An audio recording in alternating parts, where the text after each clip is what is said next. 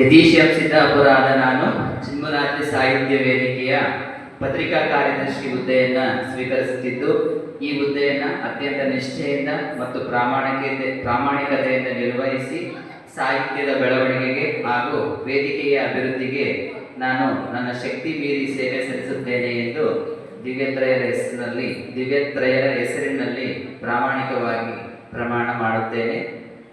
ನಾವು ಭಾಳ ವಯಸ್ಸಿನ ಚಿಕ್ಕವರು. ನನ್ನ ಅಭಿಪ್ರಾಯ ಹೇಳೋದಾದರೆ, ದಯಾವತಿ ಮೇಡಮ್ ಅವರು ನಮಗೆ ಬೆನ್ನೆಲುಬಾಗಿದ್ದು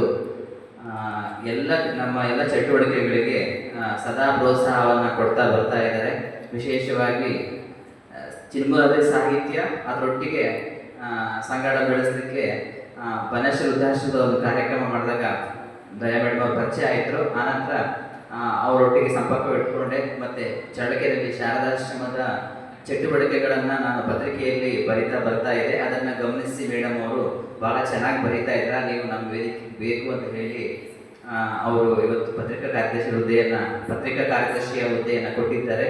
ಆ ಹುದ್ದೆಯನ್ನು ಅತ್ಯಂತ ಪ್ರಾಮಾಣಿಕವಾಗಿ ನಾನು ಸೇವೆ ಸಲ್ಲಿಸಲಿಕ್ಕೆ ಬಳಸ್ಕೊಳ್ತೀನಿ ಅಂತ ಹೇಳ್ತಾ ಎಲ್ಲರಿಗೂ ಧನ್ಯವಾದಗಳು. ನಮಸ್ಕಾರ.